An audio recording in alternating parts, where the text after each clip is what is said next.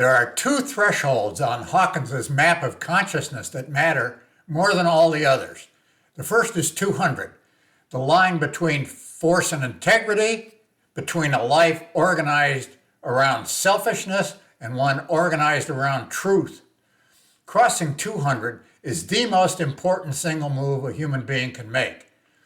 The second is 500. For anyone already on a genuine path to living well, 500 is the threshold that determines whether daily life feels fundamentally different or fundamentally the same. Here's what Hawkins found. Below 500, in the domain of integrity, rationality, and even ordinary goodness, the reported happiness rate is about 60 to 79%.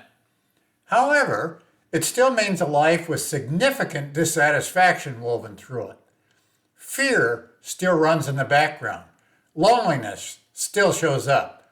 The sense that something is missing doesn't fully go away.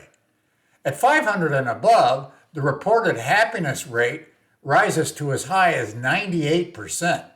That shift isn't a small improvement, it's a different category of life. What changes at 500 is the relationship to love. Below 500, love is something you do, an action, a choice, or giving. At 500 and above, love becomes something you are. It's no longer a feeling that comes and goes. It's the ground from which everything else arises.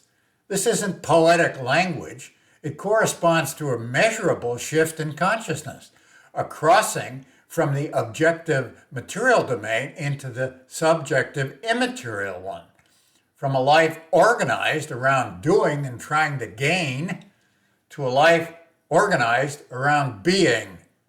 Most people live and die without crossing that line. That's not because they can't, but because they don't know the line exists or how to cross it. Now you do. I'm Dennis Bradford, DennisEBradford.com/calibrations if you want to know where you stand.